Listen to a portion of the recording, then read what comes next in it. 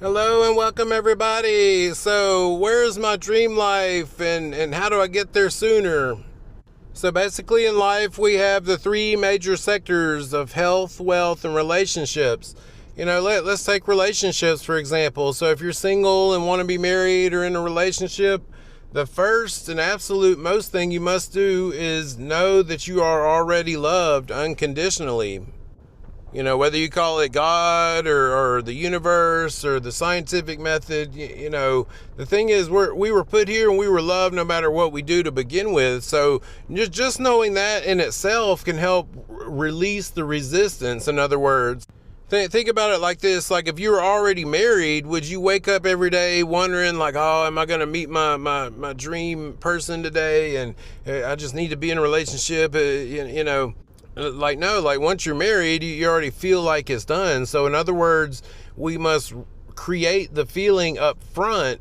That way the universe knows that we believe that it is already done, and therefore the world will start to conform around you. That's not to say you're not available for a date. If you carry yourself as a person who's taken, in a relationship, that's not to mean that you can't go on a date. But when you do go on that date, the other person across from you will know that you're not in desperation, because see, it's the desperation that drives people away to begin with.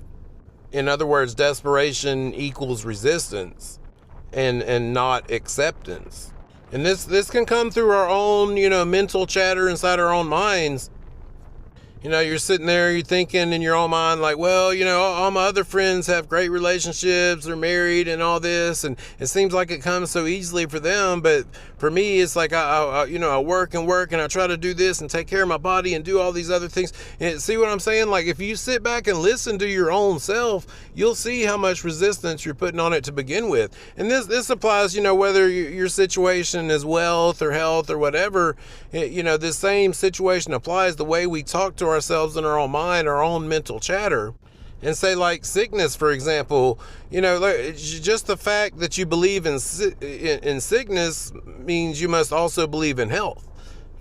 The thing is to just believe that I am, because I am is perfection. I am is who we really are and where we're from, so, to add any other words to it is either taking away or adding on to the resistance, in other words. So carry yourself who is a person that is already well and knows wellness. And, same way for the single person, carry yourself as if you're already married. If you're poor and need to be wealthy, carry yourself as somebody who's already got the money first. I love y'all. We'll see you on the next.